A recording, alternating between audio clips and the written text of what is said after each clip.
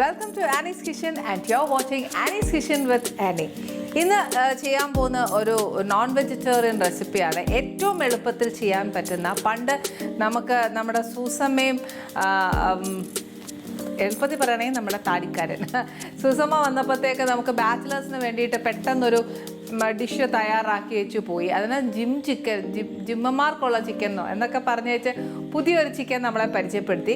എന്ന് പറഞ്ഞതുപോലെ ഇത് കുറച്ച് എന്താ പറയുക, മസാലയൊന്നും അധികം ഇഷ്ടപ്പെടാത്ത വ്യക്തികൾക്കാണെങ്കിൽ ഈ ഒരു ചിക്കൻ നല്ല ടേസ്റ്റാണ്. ഇതൊരു മെഡിറ്ററേനിയൻ ചിക്കനാണ്, നല്ല ടേസ്റ്റാണ്. ഇപ്പോഴത്തെ പിള്ളേരൊക്കെ ആണെങ്കിൽ മിക്കവരും അൽഫാമും തന്തൂരിയും ഇതൊക്കെ കഴിക്കുന്ന കുട്ടികളല്ലേ. അപ്പോൾ അവർക്കും കൂടെ കുറച്ചൊരു ഡിഫറെൻ്റ് ആയിട്ട് ഇഷ്ടപ്പെടുന്ന ഒരു റെസിപ്പിയാണ് ഇന്ന് ഉണ്ടാക്കുന്നത്. ഇതിന് ഏറ്റവും നല്ല കോമ്പിനേഷൻ എന്ന് പറഞ്ഞാൽ നമ്മുടെ ഗുബൂസോ അല്ലെങ്കിൽ പീത്ത ബ്രെഡോ, അതൊക്കെ നല്ല രസമാണ്. അതൊക്കെ എൻ്റെ കൂട്ടക്കത്ത് കഴിക്കാൻ ഭയങ്കര ടേസ്റ്റാണ്. ഇനിയിപ്പോൾ അതല്ലാതെ നമുക്ക് പൊറോട്ടയുടെ കൂടെ കഴിക്കാൻ ഇഷ്ടമെങ്കിൽ അങ്ങനെ ചെയ്യാം. പക്ഷേ ഇതൊരു കുറച്ച് ഡ്രൈ ആണ്. അപ്പോൾ നമുക്കിതൊരു എന്താ പറയുക, നിറച്ച് സാലഡോടിൻ്റെ കൂടെ കഴിക്കാനും നല്ല ടേസ്റ്റാണ്. ഇനിയിപ്പോൾ ഇതിന് വേണ്ടിയ സാധനങ്ങൾ എന്നാന്ന് വെച്ചാൽ ഒരുപാട് ഇൻഗ്രീഡിയൻസ് ഒന്നുമില്ല, കുറച്ച് ഇൻഗ്രീഡിയൻസേ ഉള്ളൂ. ഫസ്റ്റ് വേണ്ടിയത് കുറച്ച് കുരുമുളക് പൊടിയാണ്. അത് കഴിഞ്ഞിട്ട് ഇതെന്താ അറിയോ, കുറച്ച് ഒറിഗാനോ ആണ് നമുക്ക് വേണ്ടിയത്. പിന്നെ വേണ്ടിയത് കുറച്ച് മൈദ, ഇത് കുറച്ച് പാസ്ലേ ലീവ്സാണ്. പിന്നെ വേണ്ടിയത് കുറച്ച് വെളുത്തുള്ളി, ഒരു 2-3 ഗ്രാമ്പു. പിന്നെ ഉള്ളത് ഇത് ചെറി ടൊമാറ്റോസാണ്. ഇത് ഇങ്ങനത്തെ ചെറുത് കിട്ടിയില്ല എന്നുണ്ടെങ്കിൽ സാധാ ടൊമാറ്റോ വാങ്ങിച്ചേച്ച് നമുക്ക് അതിനെ മുറിച്ചെടുക്കാവുന്നേ ഉള്ളൂ. ഇതെന്നാന്നറിയോ, കുറച്ച് വൈറ്റ് വൈനാണ്. ഇത് ഒരുപാടൊന്നും വേണ്ട, കുറച്ചായാലും മതി. പക്ഷെ ഇതിനൊരു സബ്സ്റ്റിറ്റ്യൂട്ട് എന്താണെന്ന് ചോദിച്ചാൽ എനിക്കറിയാൻ മേല, അങ്ങനെ പറഞ്ഞു തരാൻ. വിനാഗിരി ഒന്നും ഒഴിക്കാൻ പറ്റിയല്ല. പിന്നെ വേണ്ടിയത് കുറച്ച് ഒലീവ്സ്. പിന്നെ ഇത് കുറച്ച് പച്ചമുളക് ഞാൻ കുഞ്ഞായിട്ട് അരിഞ്ഞു വെച്ചേക്കുക. ഇത് ഞാൻ എത്രയായാലും എരിവ് കളഞ്ഞിട്ടില്ല. അതിൻ്റെ ചിലർക്ക് എരിവ് ഇഷ്ടമല്ല എന്നുണ്ടെങ്കിൽ അതിൻ്റെ സീഡെല്ലാം കളഞ്ഞ് വെച്ച് നമുക്ക് ചെയ്യാം. പിന്നെ വേണ്ടിയത് കുറച്ച് ബട്ടർ. ഇത് കുറച്ച് ബോൺലെസ് ആണ്, ബ്രസ്റ്റ് പീസ് മേടിച്ച് വെച്ചാൽ ഞാൻ ഈ ഇത് ഉണ്ടാക്കുന്നത്.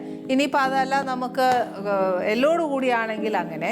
ഇത് പക്ഷേ നമ്മൾ ചെയ്യാൻ പോകുന്ന വെളിച്ചെണ്ണയിലോ ഈ പറഞ്ഞ പോലെ റിഫൈൻഡ് ഓയിലിലോ ഒന്നും അല്ല ചെയ്യാൻ പോകുന്നത്. നമ്മൾ വെരി സേഫായിട്ട് നമുക്ക് ഒലീവ് ഓയിൽ ഉപയോഗിക്കണം, അതിൻ്റെ കൂടെ ബട്ടറും. ഈ രണ്ടും ഭയങ്കര സേഫാണ്.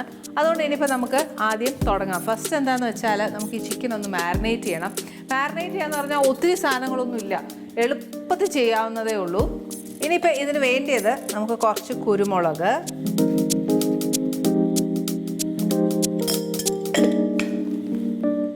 കുറച്ച് ഉപ്പ് വേണം.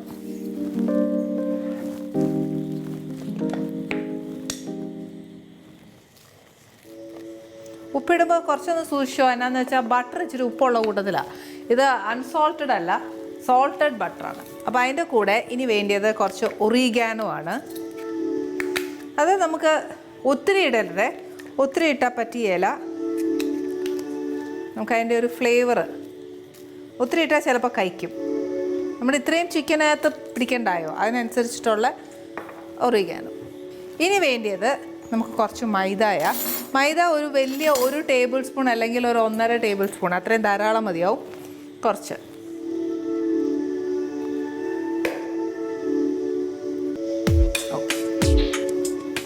ഇനി ഇതിനകത്തോട്ട് ഇതിനെ ഒന്ന് നല്ലതായിട്ടൊന്ന് കൈവച്ചൊന്ന് മിക്സ് ചെയ്ത് വെച്ച് ആ കുരുമുളക്, ഉപ്പ്, മൈദ ഇതെല്ലാം ഒന്ന് നല്ലതായിട്ട് ചേരണം. ഒറിഗാനോ ഇതെല്ലാം ചെയ്യുക. ഈ എനിക്കിപ്പോൾ സമയം കിട്ടാഞ്ഞുകൊണ്ടാണ്. ഈ എപ്പോഴും ചിക്കൻ മേടിക്കുമ്പോണ്ടല്ലോ അതിൻ്റെ വെള്ളം ഒട്ടും ഇല്ലാതെ വേണം നമ്മൾ ഈ മൈദ കൂട്ടിയാനുണ്ടെങ്കിൽ ചെയ്യാനായിട്ട്. ഇനിയിപ്പോൾ ഞാൻ ഇത് ഈ മൈദയിലേക്ക് ഇടുക. ഒത്തിരി മൈദയുടെ കോട്ടിങ് വേണ്ട. അതായത് നമ്മളിപ്പം എന്താ പറയുക, ഏത്തക്കാപ്പം ഉണ്ടാക്കുന്ന പോലെ ഒന്നും ചെയ്യരുത്, ഒരു ലൈറ്റ് കോട്ടിങ് മതി.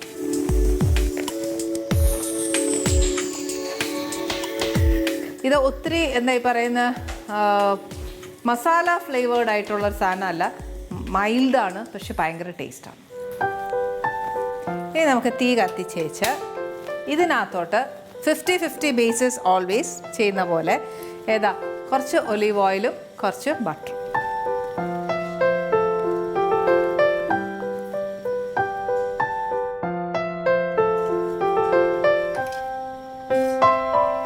കുറച്ച് ബട്ടർ, അതിൻ്റെ കൂടെ കുറച്ച് ഒലിവ് ഓയിൽ.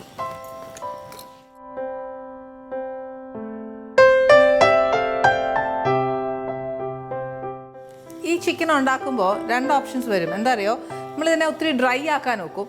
അതല്ലാന്നുണ്ടെങ്കിൽ കുറച്ച് ജ്യൂസി ആയിട്ടും ചെയ്യാൻ പറ്റും. അതെങ്ങനെയാണെന്ന് വെച്ചാൽ, ജ്യൂസി ആക്കുന്നതെന്ന് വെച്ചാൽ നമ്മൾ ചേർക്കുന്ന ഈ ഓരോ വെറ്റ് ഇൻഗ്രീഡിയൻസ് ഉണ്ടല്ലോ, അത് ചേർക്കുന്നതനുസരിച്ചാണ്. ഇപ്പം നമ്മുടെ ബട്ടർ ഈ പറഞ്ഞ പോലെ ഇച്ചിരി ഒന്ന് അലിഞ്ഞു തുടങ്ങി. അപ്പം അതിനകത്തോട്ട് ഞാൻ ഓരോന്നായിട്ട് ഇടുക.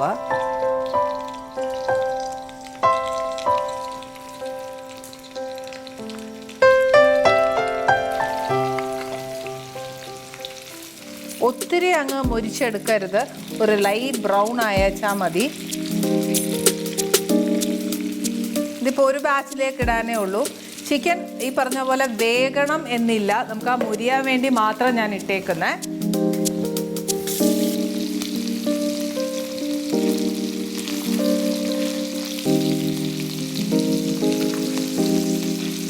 ചിക്കൻ്റെ വേവ് നമ്മൾ അധികം കോൺസെൻട്രേറ്റ് ചെയ്യേണ്ട, നമുക്കൊന്ന് 2 സൈഡും മുരിഞ്ഞ് കിട്ടിയേച്ചാൽ മതി.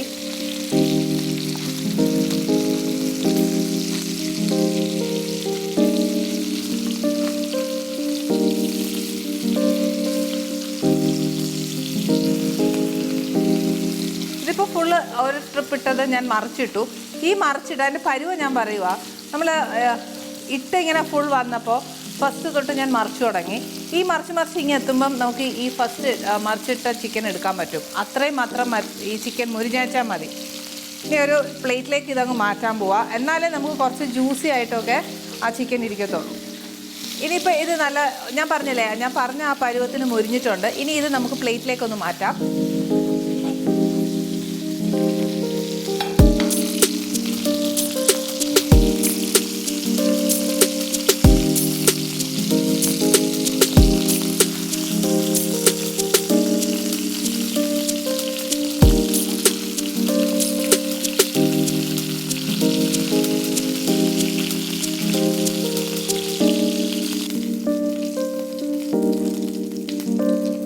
ഓക്കെ, ഇനി അടുത്ത ബാച്ച്.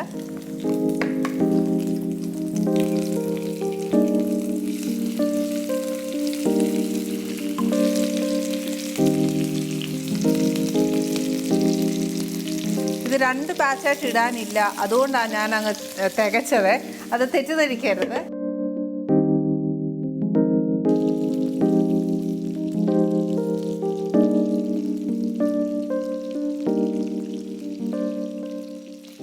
ഈ ചിക്കനും തന്നെ ഇത്രയും മുരിഞ്ഞാൽ മതി. ഞാൻ പറയുന്ന ഒരു വൈറ്റ് കളറിൽ ലൈറ്റ് ബ്രൗൺ അവിടെ ഇവിടെ വന്നാൽ മതി, എന്നാലേ ആ ഒരു ജ്യൂസിനെസ് വരത്തുള്ളേ. അതുകൊണ്ട് ഞാൻ ഇതും കൂടെ അങ്ങ് എടുക്കുക.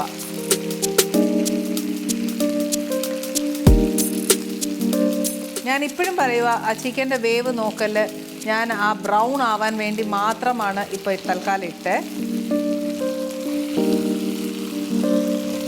ഞാൻ ഒത്തിരി ബ്രൗൺ ആവണ്ടെന്ന് പറയാൻ കാര്യം എന്നാണെന്നറിയോ, ഒത്തിരി ആയിക്കഴിഞ്ഞാൽ അതങ്ങ് കറുത്ത് വല്ലാതായി പോകും. അതുകൊണ്ടാണ് പറയുന്നത്.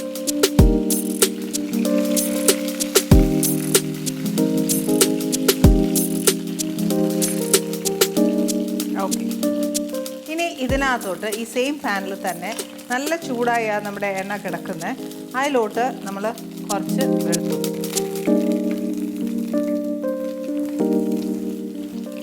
ഒരു 2-3 ഗ്രാമ്പു,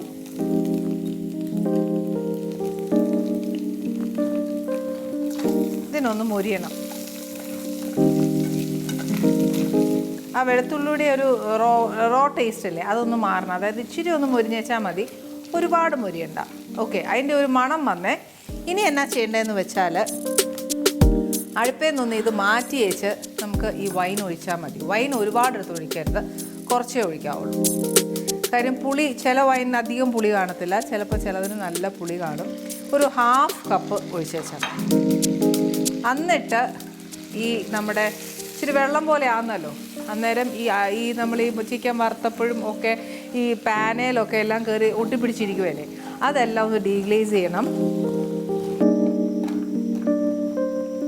അപ്പം ഇതിനകത്ത് നമ്മൾ ഇതുവരെ ഉപ്പിട്ടില്ല. ഈ പറഞ്ഞ പോലെ ചിക്കനകത്ത് മാത്രമേ ഉള്ളൂ ഉപ്പ്. അപ്പോൾ ഞാൻ എന്നാ ചെയ്യാൻ പോകുന്നത്, ഒരു ഇച്ചിരി ഉപ്പും കുറച്ച് കുരുമുളകും കൂടെ ഇതിനകത്തോട്ട് ചേർക്കണം. ബട്ടറിൽ ഉപ്പുണ്ട്, ശ്രദ്ധിച്ചോണം. കുറച്ച് കുരുമുളക്,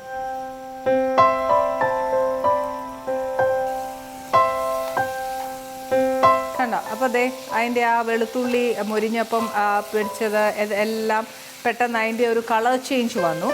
ഇനി ഇതിനകത്തോട്ട് നമ്മൾ ഈ വറുത്ത് വെച്ചേക്കുന്ന ചിക്കൻ ഇടുക.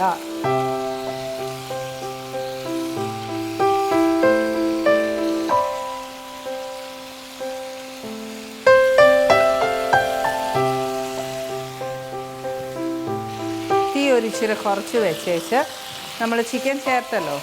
ഇനി അഥവാ നമ്മുടെ കയ്യിൽ കുറച്ച് ചിക്കൻ്റെ സ്റ്റോക്ക് ഉണ്ടെന്നുണ്ടെങ്കിൽ അത് ചേർക്കുക. ഇല്ല എന്നുണ്ടെങ്കിൽ വിഷമിക്കേണ്ട, കുറച്ച് വെള്ളം ചേർത്താലും മതി.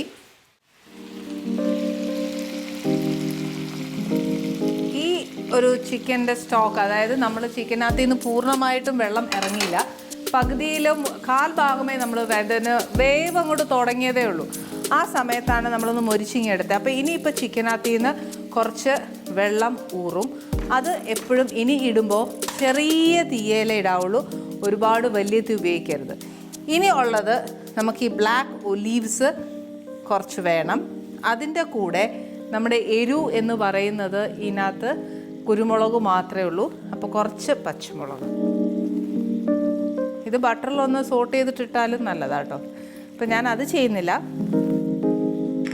എല്ലാം ബട്ടറിൽ തന്നെ ഇട്ടുകൊണ്ടിരുന്നാൽ ചിലപ്പോൾ നിങ്ങൾ തന്നെ വഴക്ക് പറയും.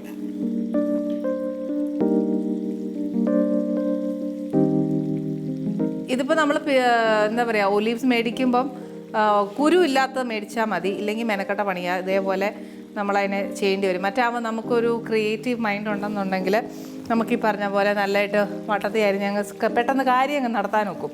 ഇതാകുമ്പോൾ ഇച്ചിരി മെനക്കേടല്ലേ. ഈ ഒലീവ്സൊക്കെ ഇട്ടാൽ ഭയങ്കര നല്ലതാണ്.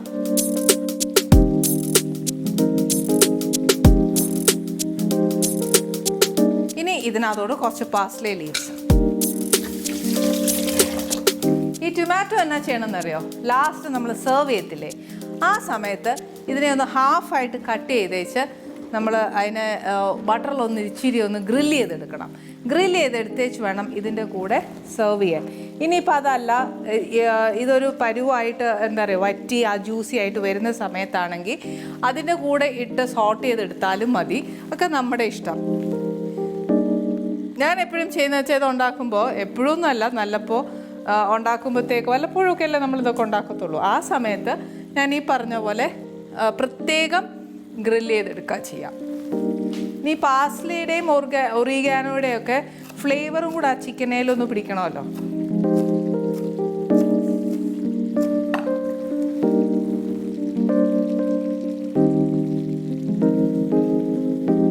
ഇത്രയേ ഉള്ളൂ നമ്മുടെ മെഡിറ്ററേനിയൻ ചിക്കൻ എന്ന് പറയുന്നത്. ഇതിൻ്റെ കളർ ഡിഫറൻസ് വരുന്നത് എപ്പോഴും ഓർത്തോളുക, നമ്മൾ ഒരുപാട് മുരിച്ചാൽ മാത്രമേ വരുള്ളൂ. അതല്ല നമ്മൾ സ്ലോ ആയിട്ട് കുക്ക് ചെയ്ത് അത് ലൈറ്റ് ബ്രൗൺ ആക്കി എടുക്കുവാണെങ്കിൽ അതിൻ്റെ ആ ജ്യൂസിനെസ് മെയിൻറ്റെയിൻ ചെയ്യാൻ പറ്റും. ഇപ്പം നമ്മുടെ മിക്ക ഇൻഗ്രീഡിയൻസും ഇതിനകത്ത് ചേർന്നു. ഒള്ളി ടൊമാറ്റോ മാത്രമേ ബാക്കിയുള്ളൂ.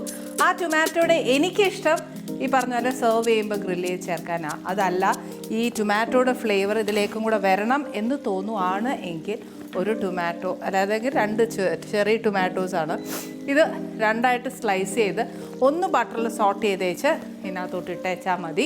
ഇത് മാത്രമേ ഉള്ളൂ ഇതിനകത്തുള്ളത്. കാര്യം അപ്പം അതിനകത്തൊരു തക്കാളിയുടെ ഒരു പച്ചച്ചൊവ കാണുക, അത്രേ ഉള്ളൂ. അപ്പം ഇത് ഇത്രയും എളുപ്പത്തിൽ ഇത്രയും സിമ്പിളാക്കി. കാര്യം ഇത് ചെയ്യാൻ കാര്യം എന്നാണെന്നറിയോ, ഇപ്പം എൻ്റെ പിള്ളേർ ഈ പറഞ്ഞ ബാംഗ്ലൂരൊക്കെ പഠിക്കുമ്പോൾ അവരിപ്പോൾ അപ്പാർട്ട്മെൻ്റ് എടുത്ത് സ്വന്തമായിട്ട് കുക്കിംഗ് ഒക്കെയാണ്. അതേപോലെ എത്ര പിള്ളേരാണ്. അപ്പോഴത്തേക്ക് അവർക്കും ഒക്കെ ഒരു ഇച്ചിരി എളുപ്പമാക്കാനായിട്ടും അവർക്കും ഈ പറഞ്ഞ പോലെ പിസ്സായും മറ്റുമൊക്കെ കഴിക്കുന്ന കുട്ടികൾക്ക് ഇങ്ങനത്തെ ഫ്ലേവർ ഭയങ്കര ഇഷ്ടമായിരിക്കും.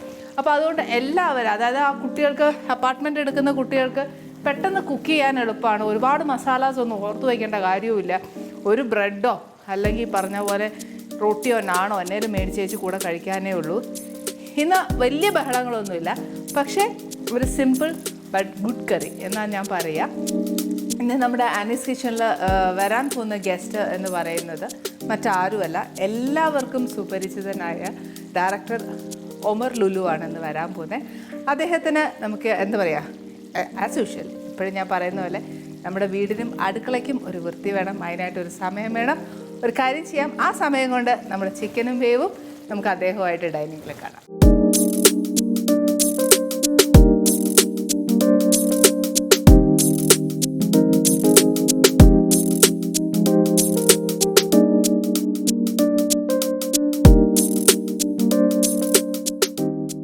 Hearty welcome sir. നമസ്കാരം സർ. എന്തറിയോ, എനിക്ക് സാറിന് ഭയങ്കര ഞാൻ പറയുമായിരുന്നു, സാറിനും എൻ്റെ ഗുരുവിനും ഒരു കോമൺ ക്വാളിറ്റി ഉണ്ട്. എന്തറിയോ, മേനോൻ അങ്കിൾ ശരിക്കും ഞങ്ങളെ കുറെ നായകന്മാരെ ഇൻട്രൊഡ്യൂസ് ചെയ്തിട്ടുണ്ട്. പുതിയ ആളുകളെ എന്ന് പറഞ്ഞാല് സാറും കുറെ നായകന്മാരെ ഇൻട്രൊഡ്യൂസ് ചെയ്തിട്ടുണ്ട് അല്ലെ. പക്ഷെ സാറിനോട് ചോദിക്കാൻ എനിക്ക് ഭയങ്കര പേടിയാ. സർ, അതെന്താ പുതിയ ആൾക്കാരെ വെച്ച് അത് അതിന്റെ ഒരു രീതി എങ്ങനെയാണ് സർ? പുതിയ ആൾക്കാരെ വെച്ച് സർ അവരുടെ ടാലൻസിനോടാണോ സർ ഉറപ്പ് വെക്കുന്നത്, അതോ മറ്റേ കൊമേഴ്ഷ്യൽ വൈസ് നമ്മൾ കച്ചവടം നോക്കുമ്പോഴത്തേന് അത് പറ്റിയല്ല? ഇതിനകത്ത് കുറെ കാര്യങ്ങൾ ഉണ്ടാവുമല്ലോ. സാറിന്റെ രീതി എങ്ങനെയാണ്? ഫസ്റ്റ് ഒക്കെ എന്ന് പറഞ്ഞാൽ ഇപ്പൊ ഞാൻ പുതിയൊരു ഡയറക്ടറാണ്. അപ്പൊ എന്റെ ഫസ്റ്റ് ഫിലിമിൽ സിജി വിൽസൺ ആയിരുന്നു നായകൻ, ഹാപ്പി വെഡിങ്ങില്. അപ്പൊ ഞാൻ വലിയ നായകന്മാരുടെ അടുത്ത് പോയാലും എനിക്ക് അവർ ഡേറ്റ് തരില്ല. അങ്ങനെ ഉണ്ടോ സർ? പിന്നെ ശരി. അപ്പൊ സിജി വിൽസന് ഞാൻ അന്ന് സിജി വിൽസൺ നായകയായിട്ട് ഒരുപാട് അന്നത്തെ മെയിൻ ലീഡിങ് ആർട്ടിസ്റ്റുകളെ സമീപിച്ചപ്പോ അവരുടെ ഭാഗത്തുനിന്നൊന്നും അത്ര ഇതുണ്ടായിരുന്നില്ല. അപ്പൊ പിന്നെ അങ്ങനെ പുതിയ ആളുകളിലേക്ക് പോയതാണ്. അതുകൊണ്ട് മാത്രം അല്ല, അത് പോയി. അപ്പൊ അത് ക്ലിക്കായി. അപ്പൊ പിന്നെ നമുക്കൊരു ധൈര്യം അങ്ങനെ കിട്ടിയല്ലോ, പുതിയ ആൾക്കാരെ പുതിയ ആളുകളായിട്ട് ചെയ്യാൻ വേണ്ടി. ഓക്കെ. അപ്പൊ കൊമേഴ്ഷ്യൽ വൈസ് നമുക്ക് പേടിക്കണ്ട. അപ്പൊ അവരുടെ ടാലന്റ് എങ്ങനെയാ സാർ? നമ്മൾ ഓഡീഷൻ ഒക്കെ നോക്കി. ഇപ്പൊ ഗ്രേസ് ആന്റണി ഒക്കെ അതിലെ പറഞ്ഞത്, ഹാപ്പി വെഡിങ്ങിലാണ് ഗ്രേസ് ആന്റണി പറഞ്ഞത്. പിന്നെ ദൃശ്യം. Grace is A very good artist. എനിക്ക് ഭയങ്കര ഇഷ്ടമുള്ള ഒരു ആർട്ടിസ്റ്റ് ആണ്. ഗ്രേസ് ഓഡീഷനിൽ നന്നായിട്ട് പെർഫോം ചെയ്തിട്ടുണ്ടായിരുന്നു. അപ്പൊ ഞങ്ങൾക്ക് അന്നേ അറിയായിരുന്നു ഗ്രേസ് അത്യാവശ്യം പെർഫോം ചെയ്യുന്നത്. പിന്നെ അനു സിത്താര, അവരൊക്കെ എല്ലാവരും ഓഡീഷൻ വെച്ചിട്ട് തന്നെ എടുത്ത്. ഓക്കെ.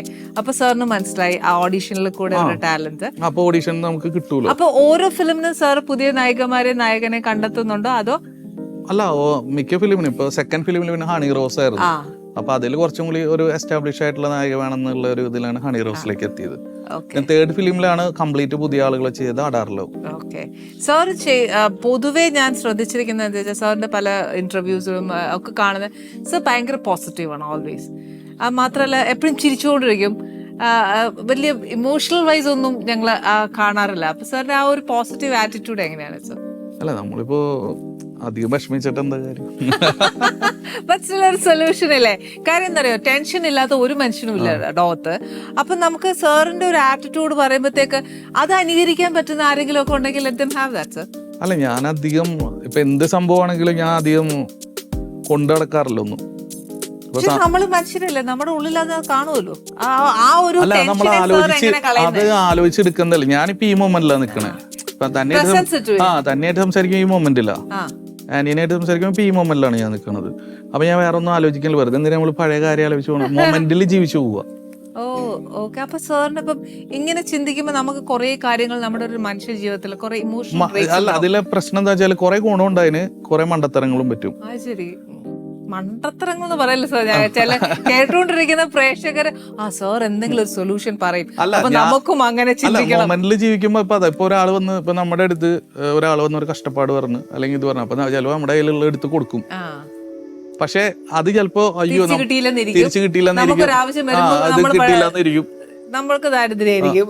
പക്ഷെ അങ്ങനെയൊക്കെ കൊടുക്കണ കാരണമായിരിക്കാം ചിലപ്പോ. എനിക്കൊന്നും അങ്ങനെ ഇതുവരെ അങ്ങനെ വലിയ ഇപ്പൊ എത്ര വലിയ പ്രശ്നങ്ങളാണെങ്കിലും ഞാൻ സിമ്പിൾ ആയിട്ട് കയറി പോകും. അതാണ് ഇമോഷണലി വല്ലതും വരുമ്പോ സാർ അതും ഇങ്ങനെ ഹാങ് ചെയ്ത് നടക്കാറില്ല. ഇല്ല, ഇപ്പൊ ഇമോഷണലി ഇപ്പൊ എന്തെങ്കിലും വലിയ പ്രശ്നം ഞാൻ കൂട്ടുകാരൊക്കെ വിളിക്കടാ അങ്ങോട്ട് പാടാ ടെൻഷൻ ഉണ്ടാകുന്നിട്ട് എല്ലാവരും കൂടി വരുമ്പോ അങ്ങനെ തമാശ പറഞ്ഞ് അങ്ങനെ അങ്ങോട്ട് പോകും. Okay sir. ഓരോ ഫിലിം ഇപ്പൊ എത്ര വലിയ ടെൻഷൻ ഉള്ള കേസാണെങ്കിലും കൂട്ടുകാർ വന്നു കഴിഞ്ഞു കഴിഞ്ഞാൽ ടെൻഷൻ ഞങ്ങൾ കോമഡി ആക്കി പറ്റും. സർ അതിന് എല്ലാം ഈ ഒരു പോസിറ്റീവ് ആറ്റിറ്റ്യൂഡിലാണ് എല്ലാം എടുക്കുന്നത് അല്ലേ? അല്ലാതെ വിഷമിച്ച് നമ്മൾ ഡൗൺ ആയി പോകില്ലേ? അത് എടുക്കാനുള്ള ഒരു കോൺഫിഡൻസ്. അല്ല, അത് നമ്മള് മൈൻഡ് സെറ്റ് ചെയ്യണതല്ലേ ശരിക്കും. ഇപ്പൊ നമ്മളൊരു ഞാൻ ഇപ്പൊ ഒരു ഹോസ്പിറ്റലിലാണെങ്കിലും അവിടെ പരമാവധി എങ്ങനെയെങ്കിലും ഫ്രണ്ട്സ് ഉണ്ടാവും പിന്നെ എപ്പോഴും കൂടെ. അതാണ് നമ്മുടെ ബലം അല്ലേ സർ? സത്യം. ഇവിടെ വന്നപ്പോ തന്നെ കണ്ടില്ല 3-4 പേരുണ്ട്. ഞാൻ കണ്ടു. അപ്പൊ ഞാൻ ചോദിക്കുകയും ചെയ്തു, ഇത് എല്ലാരും കൂടെ വന്നതാണോ സാറിന്റെ? എന്റെ കൂടെ എപ്പോഴും ആരെങ്കിലും ഉണ്ടാവും, ഒരു സപ്പോർട്ടായിട്ട് എപ്പോഴും. അത് നമ്മുടെ ഒരു മെന്റൽ കോൺഫിഡൻസ് ആണ് എല്ലാവരും കൂടെ ഉള്ളപ്പോ. അത് കറക്റ്റ് സർ. ഇപ്പൊ ഫിലിംസ് എന്ന് പറയുന്നത് ഭയങ്കര സെലിബ്രേഷൻസ് ആണ്. അതേപോലെ സാറിന് പേഴ്സണലി അങ്ങനെ സെലിബ്രേഷൻസ് ആഗ്രഹിക്കാൻ ഇഷ്ടമുള്ള വ്യക്തി? ഞാൻ എല്ലാ മൊമെന്റും സെലിബ്രേറ്റ് ചെയ്ത്, അതായത് ഇപ്പൊ ഒരു ചായക്കടയിൽ ഞാൻ പോയാലും അവിടെ സെലിബ്രേറ്റ് ചെയ്യും. ശരി. അത് ഒറ്റയ്ക്കല്ല, എനിക്ക് ഒറ്റയ്ക്ക് സെലിബ്രേറ്റ് ചെയ്യാൻ അറിയില്ല, ഫ്രണ്ട്സും ഉണ്ടാവും. Each and every movement memorable ആക്കുക അല്ലേ? പിന്നെ അന്ന് അതിങ്ങനെ ഓർത്തിരിക്കൂല, അവിടെ മൊമെന്റ് അവിടെ എൻജോയ് ചെയ്ത് അത് കഴിഞ്ഞു. സാർ പറയുമ്പോണ്ടല്ലോ എനിക്ക് ശരിക്കും അതിലേക്ക് എത്താൻ പറ്റുന്നില്ല ശരിക്കും. അതായത് നമ്മള് ഇപ്പൊ ഇവിടെ ആണെങ്കിൽ ഇവിടെ നമ്മള് പ്രസന്റ് എൻജോയ് ചെയ്യാം. അല്ല, ഞാൻ സാറിന്റെ ആ ഒരു ആറ്റിറ്റ്യൂഡിലേക്ക് ഈച്ച് ആൻഡ് എവറി പേഴ്സൺ എത്തണ്ടേ. അപ്പൊ ഓൾവേസ് പോസിറ്റീവ്, സാറിനെ പോലെ എപ്പോഴും ചിരിച്ച്, നോ ടെൻഷൻസ്, നത്തിങ്. അല്ല, അത് നമ്മുടെ കൂടെ ഫ്രണ്ട്സ് ഉണ്ടായാൽ മതി, അല്ലെങ്കിൽ നമ്മുടെ വേണ്ടപ്പെട്ട ആരെങ്കിലും ഒക്കെ എപ്പോഴും കൂടെ ഉണ്ടായാൽ മതി. എനിക്ക് ഒറ്റയ്ക്ക് ഇരിക്കാൻ പറ്റില്ല ബേസിക്കലി. ശരിക്കും സാറിന്റെ മൂവീസ് ഒക്കെ ഒത്തിരി ഡിഫറെന്റ് ആണ്. ഈ പറഞ്ഞ പോലെ അങ്ങനത്തെ ജോണേഴ്സ് എന്താ സാർ അങ്ങനെ സെലക്ട് ചെയ്യുന്നത്? അല്ല, നമ്മള് ഓരോ നേരത്തെ ഓരോന്ന് തോന്നുന്നതാണല്ലോ ഇപ്പൊ ചെയ്യണേ. ഇപ്പൊ ഷാജി കൈലാസ് സാർ തന്നെ ആദ്യം പശുപതി ചെയ്തിട്ടുണ്ട്, പിന്നെ നീലക്കുറുക്കൻ ചെയ്തിട്ടുണ്ട്. വേറെ ജോണറിൽ നിന്ന് അങ്ങോട്ട് എത്തിയത് ഏട്ടൻ പറയുന്നത് എന്താണെന്നറിയോ? ഏട്ടൻ എല്ലാ മേഖലയിലും തൊട്ടിട്ട് ഏട്ടന് പറ്റുന്ന ഒരു സാധനം നമ്മൾ സെലക്ട് ചെയ്യുമല്ലോ. ഇപ്പോഴും എനിക്ക് ഏറ്റവും ഇഷ്ടം ഡോക്ടർ പശുപതിയാ. ഞാൻ സമ്മതിച്ചു. ഏട്ടനും ഞാനുമായിട്ട് ഏത് നേരവും ഞാൻ പറയുന്നത്, ഏട്ടനെ എനിക്ക് പശുപതി ഡയറക്ട് ചെയ്ത് അത് രഞ്ജേട്ടനെ എഴുതിയെന്ന് പറയാൻ എനിക്ക് ഇന്നും വിശ്വസിക്കാൻ പറ്റില്ല. അത് ഭയങ്കര പാടല്ലേ. ഇന്നും അതിലെ മറ്റേ അച്ഛൻ പോടാ പോടാ എന്ന് പറഞ്ഞിട്ട് കാര്യമൊന്നുമില്ല. ഞങ്ങൾ ഇന്നും അതിലെ തമാശകൾ ഞങ്ങൾ പറയണതാ ഫ്രണ്ട്സ് ആയിട്ട് ഇരിക്കുമ്പോ. അല്ല, എന്നാന്നറിയോ സാർ, ഏട്ടനെയും രഞ്ജേട്ടനെയും അല്ല, ഈ രഞ്ജിയേട്ടൻ എയർ പിടിച്ചു കിടക്കണ രഞ്ജിയേട്ടൻ അല്ലെ, രഞ്ജി സാർ ഇങ്ങനെ എഴുതുന്നു. രഞ്ജേട്ടന്റെ കമ്മീഷണറും മറ്റതും എല്ലാം നമ്മൾ കണ്ടേച്ച് രഞ്ജിയേട്ട പശുപതി. അല്ല, ഇപ്പൊ ഞാൻ ചോദിക്കട്ടെ, ഇപ്പൊ നമ്മള് ടെൻഷൻ അടിച്ചിരിക്കുന്ന നേരത്തെ ഡോക്ടർ പശുപതി കാണോ കമ്മീഷണർ കാണോ? അതൊരു മരുന്നാണല്ലേ. പിന്നെ കോമഡി അല്ലെങ്കിൽ ഇങ്ങനത്തെ പഴയ പടങ്ങൾ പ്രത്യേകിച്ച് ഇപ്പൊ ഡോക്ടർ പശുപതി ഒക്കെ ഞാൻ റെഗുലർ അത് വന്നു കഴിഞ്ഞാൽ നമ്മൾ അവിടെ ഇരിക്കും. കൽപ്പന ചേച്ചി, കൽപ്പന ചേച്ചിയുടെ ക്യാരക്ടർ അല്ലേ UDC, ഭയങ്കര ഒരു നല്ല ക്യാരക്ടർ, അടിപൊളി ക്യാരക്ടർ. സത്യം. അത് ഇതുവരെ എനിക്ക് തോന്നുന്നു അങ്ങനത്തെ ഒരു ക്യാരക്ടർ ഇതുവരെ ഇപ്പോഴും അതിനനുകരിച്ചിട്ട് പല ക്യാരക്ടറും പറയുന്നുണ്ട് പല ഫിലിമിലും, പക്ഷെ അതൊന്നും അതിന്റെ ഏഴാലൊക്കെ എത്തിയിട്ടില്ല. അതെന്റെ സത്യം. ഓക്കെ സാറിന് ഇനിയിപ്പം ഒരു ജോണേഴ്സ് സാർ സെലക്ട് ചെയ്യുന്നു, മാസ് ടൈപ്പ് മൂവീസ് ഒക്കെ ചെയ്യാൻ ഇപ്പൊ പുതിയത് മാസം ഉണ്ട് ചെറുതായിട്ട്. ഇനിയിപ്പോ അടുത്തത് ഇത് കഴിഞ്ഞാൽ കുറച്ചും കൂടി ഒരു വലിയ മാസം പടം ചെയ്യണമെന്നുണ്ട്. അപ്പൊ ഓരോ പ്രാവശ്യം സെലക്ട് ചെയ്യുമ്പോൾ സാർ ഇപ്പം പരീക്ഷണം പോലെ അല്ലെങ്കിൽ ഇപ്രാവശ്യം ഇത് ചെയ്ത് നോക്കാം എന്ന് സാർ അത് പ്രിപ്പയർ ചെയ്യും? അങ്ങനെയല്ല, അതായത് ഞാൻ ഇതുവരെ അങ്ങനെയല്ലായിരുന്നു. പിന്നെ ഞാൻ കുറച്ച് ഫ്രണ്ട്ഷിപ്പിലൊക്കെ പെട്ടുപോയി, കുറെ മണ്ടത്തരത്തിലൊക്കെ ചാടും. അപ്പൊ ഇനി ഒന്ന് ശ്രദ്ധിക്കണം എന്നുണ്ട്. ഓക്കെ. അപ്പൊ സാർ സൂപ്പർ സ്റ്റാർസിനെ വെച്ച് ഇനി പടം ചെയ്യാം? ഇനി പടം ഒന്ന് ചെയ്യണം എന്നൊക്കെ ഉണ്ട്. അപ്പൊ സാർ ഇനി അത് പ്ലാൻ ചെയ്യുന്നുണ്ട്? പ്ലാൻ ചെയ്യുന്നുണ്ട്. ഇപ്പൊ ഞാൻ അതിന് മുന്നോടിയായിട്ടാണ് ഇപ്പൊ ബാഡ് ബോയ്സ് എന്ന് പറഞ്ഞ പുതിയ പടം. അതില് ഒരുപാട് സ്റ്റാർ കാസ്റ്റ് ഉണ്ട്. അപ്പൊ പണ്ടത്തെ റഹ്മാൻ സാറാണ് നായകൻ.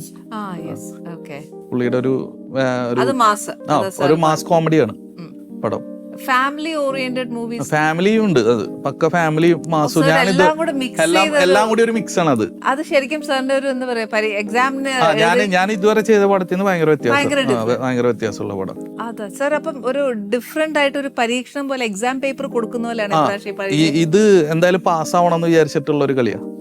നല്ലോണം പഠിച്ചെഴുതി. ദൈവം അനുഗ്രഹിക്കട്ടെ ഈശ്വര. ഓക്കെ. അപ്പൊ സാറിന് ഫ്യൂച്ചർ പ്ലാൻസ്? ഫ്യൂച്ചർ അടുത്തൊരു നല്ലൊരു ആക്ഷൻ പടം ചെയ്യണമെന്നുണ്ട്. അപ്പൊ സാറിന് ജോണർ സാർ ആക്ഷൻ തീരുമാനിച്ചു? അല്ല, ഇപ്പൊ എന്താന്ന് വെച്ചാല് ആക്ഷൻ റൊമാൻസും എല്ലാതും ഇഷ്ടമാണ്. ഇപ്പൊ നമ്മള് 2 പടം ചെയ്യുമ്പോഴത്തേനും മലയാളികളോ പിന്നെ ഇതാ പറ്റുള്ളൂ എന്ന് പറഞ്ഞിട്ട് കാറ്റഗറൈസ് ചെയ്യും. അപ്പൊ ഒന്ന് മാറ്റി ചെയ്യാം. ഓക്കെ. സാറിന്റെ ഇഷ്ടമായിരുന്നോ ഈ ഡയറക്ഷനും? സാർ എങ്ങനെ ഈ ഫീൽഡ്? അല്ല, എനിക്ക് ചെറുപ്പത്തിൽ ആക്ടിങ് ഭയങ്കര ഇഷ്ടമായിരുന്നു. അല്ല, പിന്നെ പക്ഷെ അതിനോടുള്ള ക്രേസ് പോയി. സാറിന് ഈ ഫിലിമിനോടുള്ള ഒരു ക്രേസ് എങ്ങനെ വന്നു? ഫിലിമിനോട് ക്രേസ് വന്നത് അത് ഉണ്ട്. ആക്ച്വലി എന്താണെന്നൊന്നും അറിയില്ല, അങ്ങനെ അങ്ങോട്ട് എത്തി. അതെങ്ങനെ സാർ? ചുമ്മാ അങ്ങോട്ട് കയറാനോ? അല്ല, ഞാൻ അങ്ങനെ തന്നെ ഫിലിമിൽ വന്ന്. അല്ല, അതിന്റെ പിന്നിലൊരു ഇതില്ല. അല്ല, ഞാൻ ഫസ്റ്റ് ആക്ടിങ് പരിപാടിക്കൊക്കെ നോക്കിയിരുന്നു കോളേജിൽ പഠിക്കുമ്പോ. പിന്നെ അത് കഴിഞ്ഞപ്പോ ആക്ടിങ്ങിനോടുള്ളൊരു ഇത് പോയി. അപ്പൊ എനിക്ക് ഡയറക്ഷൻ സൈഡ് പഠിക്കണം എന്നുള്ളൊരു ഇത് വന്നു. അങ്ങനെ കോളേജ് കഴിഞ്ഞ് ഞാൻ പിന്നെ കുറച്ച് ബിസിനസ് ഒക്കെ ചെയ്ത് പൈസ ഉണ്ടാക്കി ഞാൻ തന്നെയാണ് ഫസ്റ്റത്തെ ഫിലിം ഞാനും എന്റെ ഫ്രണ്ട്സും കൂടി. നമുക്ക് ഫസ്റ്റ് ചെയ്യുമ്പോൾ ഒരാളെ അസിസ്റ്റ് ചെയ്യണം അങ്ങനെയൊക്കെ ഇല്ലേ? ഇല്ല, ഞാൻ അങ്ങനെ അതൊന്നും ഒരാളെ അസിസ്റ്റ് ചെയ്തിട്ടില്ല. ഇല്ല. അല്ല, അതിന് സാർ ഇപ്പൊ നമ്മളൊരു സാധനം പഠിക്കുവാന്ന് വിചാരിച്ചോ, നമുക്കൊരു പുസ്തകം വേണം, അതിനെ പറ്റി യൂട്യൂബില് അതിന്റെ ഒരു ബേസിക് ഒക്കെ ഉണ്ടായിരുന്നല്ലോ അന്ന്. അത് ചേച്ചിട്ടാ അവിടെയും സാറിന്റെ ഒരു സെൽഫ് കോൺഫിഡൻസ്, വിൽ പവർ അതെ. അല്ലേ? അപ്പൊ അന്നേരം സാറിന്റെ ഫ്രണ്ട്സ് തന്നെയാണോ സാറിനെ ഹെൽപ്പ് ചെയ്തത്? ഫ്രണ്ട്സ് തന്നെ help നമുക്ക് ആദ്യമായിട്ട് ഒരു ലോകത്തേക്ക് ഇറങ്ങുന്നു, അപ്പൊ ചെയ്തു. അപ്പൊ ഞാൻ എന്റെ പണ്ടത്തരങ്ങൾക്കൊക്കെ അവരും കൂട്ടുണ്ടായിരുന്നു. അപ്പൊ അവരിൽ ആരെങ്കിലും സിനിമ വേൾഡിലോ? ഇല്ല, ആരുമില്ല. ഓ, അത് ഭയങ്കര കോൺഫിഡൻസ് ആട്ടോ, അത് വലിയ. ഞങ്ങൾ ആദ്യത്തെ ദിവസം ഞങ്ങളുടെ മൊത്തം പൈസ പോയെന്ന് വിചാരിച്ച ഹാപ്പി വെഡിങ് ഒക്കെ ഇറങ്ങിയിട്ട് ഒരു മനുഷ്യനും ഉണ്ടായിരുന്നില്ല. പിന്നെ അവിടെ നിന്ന് ആ പടം അങ്ങനെ അങ്ങോട്ട് ഗ്രാജുവലി മൗത്ത് പബ്ലിസിറ്റിയിൽ കയറിയതാ. ഓ, അത് ശരി. ഓക്കെ. അപ്പൊ സാർ ഒരു സംശയം ചോദിച്ചോട്ടെ, നമ്മുടെ സിനിമയിൽ കയറാൻ ഇഷ്ടംപോലെ ആൾക്കാർക്ക് ഇഷ്ടമാണ്. ഐ മീൻ അസിസ്റ്റന്റ് ആയിട്ടും അല്ലെങ്കിൽ ഈ പറഞ്ഞ പോലെ എന്നാ പറയാ ക്യാമറയിലായാലും അഭിനയിക്കാനായാലും ഒക്കെ. ഇപ്പൊ പെട്ടെന്ന് സാറ് വന്ന പോലെ രീതിയിൽ വരുന്നതാണോ നല്ല അതൊരാളെ സാറിന്റെ എക്സ്പീരിയൻസ് വെച്ച് പറയണം. അല്ല, ഇതില് എന്റെ എക്സ്പീരിയൻസ് വെച്ചിട്ട് ഞാൻ പറയുകയാണെങ്കിൽ നമ്മൾ ഒരു പടമൊക്കെ അസിസ്റ്റ് ചെയ്യുന്നത് നല്ലതാണ്. കാരണം എനിക്ക് ഫിലിമിൽ വന്നപ്പോൾ ഇവിടുത്തെ രീതികളൊന്നും അറിയില്ല. അപ്പൊ അതിന്റെ കുറെ പ്രശ്നങ്ങൾ ഉണ്ടായിരുന്നു. ആർട്ടിസ്റ്റുകളുടെ അടുത്ത് എങ്ങനെ നിക്കണം എന്നറിയില്ല. അപ്പൊ സാറിന് അതൊരു മടുപ്പായിട്ടോ ഇങ്ങനെയാണോ എന്താണോ? അല്ല, എനിക്ക് കുറെ പടം കഴിയുമ്പോൾ ഇവരൊക്കെ ഇട്ട് വഴക്കൂടി ഞാൻ. അയ്യോ. അപ്പൊ നമുക്കൊരു ബാഡ് ഇംപ്രഷൻ വീഴുകയല്ലേ? ആ, ബാഡ് ഇംപ്രഷൻ വീഴും. നമ്മളുള്ള ബാഡ് ഇംപ്രഷൻ വീഴും. സാർ ഇതെല്ലാം ഓവർകം ചെയ്യണ്ടേ നമ്മളിപ്പോ? അല്ല, അത് നമ്മളിങ്ങനെ ചെയ്തു വരുമ്പോ നമ്മളുടെ ഇന്റൻഷൻ നല്ലതാണെങ്കിൽ ഓട്ടോമാറ്റിക്കലി അത് ക്ലിയർ ആയിട്ട് വരുന്ന വിശ്വസിക്കുന്ന ആളാണ് ഞാൻ. ഓ, ശരി. ഓക്കെ. കാര്യം എന്താണെന്ന് അറിയാം സാർ, നമ്മളിപ്പോ സാധാരണ ഒരാളോട് വഴക്കുണ്ടാക്കുവാന്ന് വിചാരിച്ചു, അത് പെട്ടെന്ന് അവർക്ക് നമ്മളിൽ ഒരു ബാഡ് ഇംപ്രഷൻ വരും. അത് കഴിഞ്ഞ നമ്മൾ പിന്നെ അത് ബുദ്ധിയുള്ളവർക്ക് വരില്ല, അതായത് ചിന്തിക്കുന്നവർക്ക് വരില്ല. ഇപ്പൊ ഞാൻ പറയുന്ന എല്ലാ കാര്യങ്ങളും അറ്റ്ലീസ്റ്റ് ഞാൻ പറയുന്നത് ഒരു ലോജിക് വൈസ് ആയിരിക്കും പറയാ. ഇപ്പൊ ഫിലിമില് ഞാൻ എപ്പോഴും കേട്ടിട്ടുണ്ട് പല സൂപ്പർ സ്റ്റാറുകളുടെ പടങ്ങൾ പൊളിഞ്ഞിട്ടുള്ളത് വരെ അറിയില്ലായിരുന്നു. ഇപ്പോഴാണ് പിന്നെ അതൊക്കെ അറിഞ്ഞു തുടങ്ങിയത്. അല്ല, ഈ ഫീൽഡിലാകുമ്പോ സാർ ഇപ്പൊ വഴക്കുണ്ടാക്കിന്ന് വെച്ചോ, അന്നേരം പെട്ടെന്ന് അങ്ങ് പരക്കുവല്ലേ, പിന്നെ നമ്മളടുത്ത് അതൊക്കെ ഉണ്ടായിട്ടുണ്ട്. നമുക്കുള്ള ഡിസഡ്വാൻറ്റേജസ് അല്ലേ? അതാ ഞാൻ പറഞ്ഞത്, ഒരു പടം അസിസ്റ്റ് ചെയ്തിട്ട് നിൽക്കണതാണ് ശരിക്കും നല്ലത്. അപ്പൊ ഫിലിമിലെ ഒരു പ്രോട്ടോകോളും പരിപാടിയൊക്കെ നമുക്ക് മനസ്സിലാവും. അതാ ഒരു ഐഡിയ. അപ്പൊ അത് കടന്നു വന്ന ഒരു വ്യക്തിയോടാണ് ഞാൻ ഈ ചോദിക്കുന്നത്. അപ്പൊ ഈ പ്രോട്ടോകോളിന്റെ സമയത്തൊക്കെ സാർ ഒന്ന് ഒരു നിമിഷത്തേക്ക് പതറിപ്പോവുകയല്ലേ സാർ? അല്ല, അത് പതറില്ല. കാരണം ഞാൻ ബിസിനസ് അത് പതറില്ല. കാരണം ഞാൻ ബിസിനസ് ചെയ്തിട്ടാണല്ലോ പറഞ്ഞത്. അപ്പൊ ബിസിനസ്സിൽ നമുക്ക് ഇങ്ങനെ നമ്മൾ പ്രതീക്ഷിക്കാത്ത പല കാര്യങ്ങളും ഉണ്ടാവുമല്ലോ. ലോസസ് ഉണ്ടാവാം.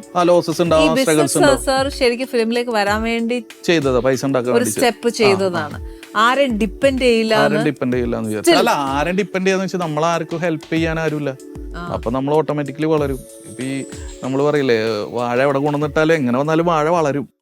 ഇത്രയും ഓക്കെ സാർ പറഞ്ഞു എന്റെ അടുത്ത്. സാറിനെല്ലാം സാറിന്റെ ഇഷ്ടത്തിന്, സാറിന്റെ ലോജിക്ക് അനുസരിച്ച് വഴക്കുണ്ടാക്കത്തുള്ളൂ, അതെല്ലാം പറഞ്ഞു. പക്ഷെ സാറിന് ഉള്ളിന്റെ ഉള്ളിൽ ഒരു ആഗ്രഹമില്ലേ, നമുക്കൊരു സൂപ്പർ സ്റ്റാറിനെ വെച്ച് ഒരു പടം ചെയ്യണം, നല്ലൊരു ഫിലിം ആയിരിക്കണം, നല്ലൊരു ജോണറിൽ ചെയ്യണം എന്നൊക്കെ? അല്ല, ഈ നല്ലത് എന്ന് പറഞ്ഞു കഴിഞ്ഞാൽ കാലത്തിനനുസരിച്ചിട്ടുള്ളതാണ് ഈ നല്ലത്. അതെ. ഇപ്പൊ ചെമ്മീൻ സിനിമയെ പറ്റിയിട്ട് ഇപ്പൊ എന്റെ മക്കൾ ആരും ഡിസ്കസ് ചെയ്യണില്ല, അറിയാൻ പോലും പറ്റില്ല. അവര് അതിനെ പറ്റി സംസാരിക്കണില്ല. ഇപ്പൊ സത്യമാഷിനെ പറ്റിയിട്ട് ഈ ജനറേഷൻ ആരെങ്കിലും സംസാരിക്കുന്നുണ്ടോ? അപ്പൊ ഈ ഫിലിം എന്ന് പറഞ്ഞു കഴിഞ്ഞാൽ എന്നും ജനറേഷൻ ഡിപ്പെൻഡ് ചെയ്തിട്ടുള്ള കാര്യമാണ്. അപ്പൊ നമ്മള് ലൈവായിട്ട് നല്ല രീതിയിൽ ജീവിക്കുക എന്നുള്ളതാണ് ഏറ്റവും വലിയ കാര്യം. മനസ്സിലായി. ഹാപ്പി ആയിട്ട് ജീവിക്കുക. അല്ലാതെ നമ്മൾ കുറെ നല്ല സിനിമ ഉണ്ടാക്കിയെന്ന് വെച്ചിട്ട് നമുക്ക് സന്തോഷം. പക്ഷെ എന്നാലും ബീങ് എ ഡയറക്ടർ സാർ ഇത്രയും ഇഷ്ടത്തോടെ സ്വന്തം അധ്വാനത്തില് ഇതിലേക്ക് വന്നിട്ട് നമുക്കൊരു ആഗ്രഹം ഉണ്ടാവൂലേ? നമുക്കൊരു അല്ല, ഞാൻ പൈസയാണ് ഇപ്പൊ ലക്ഷ്യം വെക്കുന്നത്. അപ്പൊ സാറിന് ഇതൊരു പാഷൻ അല്ലേ ശരിക്കും? അല്ല, പാഷനും ആണ്, പൈസയും ലക്ഷ്യം വെക്കുന്നുണ്ട്. ഫ്രാങ്ക് ആയിട്ടാണ് എന്തിനും ഇപ്പൊ ബിസിനസ് വെറുതെ കലയാണ് അതാണ് ഇതൊന്നൊക്കെ പറഞ്ഞ കല ഒഴിഞ്ഞ ചോറാവൂ. അതില്ല. പക്ഷെ സാർ എന്നാലും ഞാനൊരു ആകാംക്ഷയുടെ പുറത്ത് ചോദിക്കുക, ഇപ്പൊ ഒരു സൂപ്പർ സ്റ്റാറിനെ വെച്ച് സാർ ഒരു ഫിലിം ചെയ്യുവാണെങ്കിൽ അതിന്റെ ജോണർ എന്തായിരിക്കും? ഒരു ഫാമിലി ആയിരിക്കും, മാസായിരിക്കും? മാസായിരിക്കും. ഇപ്പൊ ഞാൻ പുതിയ ആളുകൾ വെച്ച് ചെയ്ത പടത്തിന് ഇവിടെ സൂപ്പർ സ്റ്റാർ പടങ്ങളെക്കാട്ട് റീച്ച് കിട്ടിയിട്ടുണ്ട്. അത് കറക്റ്റാ, അതൊക്കെ. എന്നാലും അപ്പൊ നമ്മളിങ്ങനെ സൂപ്പർ സ്റ്റാർ വേണം അങ്ങനെയൊന്നുമില്ല. നിങ്ങൾ ശരിക്കും പറഞ്ഞാൽ എന്നെ പ്രോത്സാഹിപ്പിക്കേണ്ടത് പുതിയ ആളുകൾ വെച്ച് പടം ചെയ്യാനാണ്. നിങ്ങൾ ഇപ്പോഴും എന്തിനാണ് ഈ സൂപ്പർ സ്റ്റാറുകൾ വെച്ച് പടം ചെയ്യുന്നത് സംസാരിക്കുന്നത്? അല്ല, ഞാൻ പോണ എല്ലാ ഇന്റർവ്യൂലും ഇതന്നെ കേൾക്കല്. ശരിക്കും നിങ്ങൾ എന്താ ചെയ്യണം? നിങ്ങൾ ഇനിയും പുതിയ ആളുകൾ വെച്ച് പടം ചെയ്യാൻ പറയണം. അപ്പൊ പുതിയ കുറെ ആളുകൾക്ക് ചാൻസ് കിട്ടും, ഇല്ലേ? എന്നാലും നമ്മുടെ ഒരു ആഗ്രഹമില്ല. അല്ല, ഞാൻ പറഞ്ഞ എനിക്ക് ആഗ്രഹം ഉണ്ടെങ്കിൽ നിങ്ങൾ ചെയ്യേണ്ട എന്താ, പുതിയ കുറെ ആളുകൾക്ക് അവസരത്തിനുള്ള വഴി തീർച്ചയായിട്ടും കൊടുക്കണം. ഇല്ലാന്നല്ല ഞാൻ പറയുന്നത് സർ, ഡെഫിനറ്റ്ലി കൊടുക്കണം. അങ്ങനെ ഒരു അവസരം എനിക്കും കൂടെ മേനോൻ സാർ തന്നതുകൊണ്ട് മാത്രമാണ് ഇല്ലാന്ന് ഞാൻ പറയുന്നില്ല. എന്ന് പറഞ്ഞിട്ട് സാറ് ഈ സൂപ്പർ സ്റ്റാറിനെ വെച്ച് പടം എടുക്കാതിരുന്നിട്ടില്ല സാറ്. സാറിന്റെ ഒരു എന്താ പറയാ ലൈഫ് അതായിരുന്നു. ഫിലിം ഡയറക്ഷൻ സാർ ചെയ്യാത്ത മേഖലകളില്ല. അപ്പൊ അതുകൊണ്ട് നമ്മുടെ ഉള്ളിന്റെ ഉള്ളിൽ ഒരാഗ്രഹം ഉണ്ടാവുമല്ലോ, നമ്മൾ നിൽക്കുന്ന ഫീൽഡിൽ നിൽക്കുന്ന ഒരു ലെജൻഡ്. പിന്നെ ആക്ച്വലി സൂപ്പർ സ്റ്റാറുകൾ വെച്ച് പടം ചെയ്യാൻ സുഖ. ഞാൻ മനസ്സിലാക്കിയെടുത്തോളം. ഇപ്പൊ ഒരു പുതിയൊരാൾ വന്നിട്ട് മുണ്ട് മടക്കി കുത്തി മീശ പിരിച്ച കൈയടിക്കോ തിയേറ്ററിൽ? അതൊരു ഡയറക്ടറിന്റെ കഴിവിനനുസരിച്ച് ഇല്ല. ഒരു പുതിയൊരാൾ ഒന്നും ചെയ്യില്ല, ഒരാളും കൈയടിക്കില്ല. അല്ല, അക്സെപ്റ്റ് ചെയ്യും, അതല്ല ഞാൻ പറയുന്നത്. കൈയടിക്കും. ഇപ്പൊ ലാലേട്ടൻ ഒന്ന് മുണ്ട് മടക്കി കുത്തി മീശ പിരിച്ചു, അവിടെ കൈയടിയ അല്ലേ? അതൊരു പുതിയൊരാൾ വന്നിട്ട് ചെയ്ത കൈയടി കിട്ടുമോ? അത് ഇല്ല, ഇല്ല, കിട്ടില്ല. അത് പിന്നെ ജനറേഷൻ കുട്ടികൾ അങ്ങനെ അല്ലല്ലോ. അല്ല, അതൊരു പുതിയൊരാൾ വന്ന് ചെയ്താൽ കിട്ടില്ല. അത് അങ്ങനത്തെ നമ്മളൊരു സിറ്റുവേഷൻ ക്രിയേറ്റ് ചെയ്തെടുത്ത് അങ്ങനെ ബിൽഡ് ചെയ്ത്. വർക്ക്ഷോപ്പിന്റെ കാര്യം അല്ല, ഇപ്പൊ ഒരു പയ്യൻ, ഇപ്പൊ ഒരു സാധാ ഒരാൾ മീശ പിരിച്ചു കഴിഞ്ഞാൽ അവിടെ എന്ത് ഇമ്പാക്ട് ഉണ്ടാവുക? ഇപ്പൊ ലാലേട്ടൻ വെറുതെ മീശ ഒന്ന് ഇങ്ങനെ കാണിച്ചാൽ മതി, അവിടെ കൈയടിക്കുക ആളുകൾ. പക്ഷെ ലാലേട്ടൻ ഫസ്റ്റ് വന്നപ്പോ തൊട്ടേ പ്രേക്ഷകർക്ക്, നമ്മുടെ ജനറേഷനിലുള്ള ആൾക്കാർക്കാണെങ്കിൽ ലാലേട്ടനെയും മമ്മൂക്കാനെയും ഒക്കെ ഭയങ്കര ഇഷ്ടമല്ലായിരുന്നു. അന്ന് അവര് ന്യൂ ജനറേറ്റഡ് അല്ലേ, അപ്പൊ പിന്നെ എന്താ കുഴപ്പം? അവരെന്ത് അല്ല, അങ്ങനെയല്ല ഞാൻ പറഞ്ഞത്. ഞാൻ ചോദിച്ച ചോദ്യം എന്താന്ന് വെച്ചാല്, സൂപ്പർ സ്റ്റാറുകൾ വെച്ച് പടം ചെയ്യാൻ ഭയങ്കര സുഖം ആക്ച്വലി.